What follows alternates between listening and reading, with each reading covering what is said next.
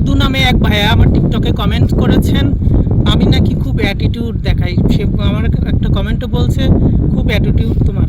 আসলে রিমন মধু ভাইয়াকে আমি পার্সোনালি চিনিও না, জানিও না। তিনি কেন এই কমেন্টটা করছেন আমিও জানি না। আর আমার যারা পার্সোনালি চেনে তারাই জানে আমি অ্যাটিটিউড দেখাই কি না। আর সত্যি কথা বলতে টিকটকে অতটা অ্যাক্টিভ আমি না। টিকটকে শুধু ভিডিওটা আমি আপলোড করি, দেন চলে আসি। টিকটক সবার সেভাবে দেখা হয় না।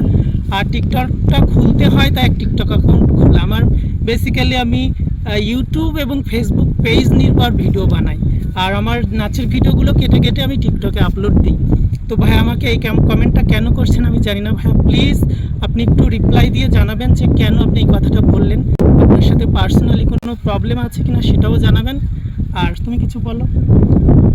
যেহেতু একটা কমেন্ট করছেন, একটা মানুষের বিষয় না জেনে কমেন্ট করতে নাই, তারপরেও যদি আপনার সাথে কিছু থেকে থাকে অবশ্যই কমেন্টে রিপ্লাই দেবেন। আর আমাদের সাথে কিছু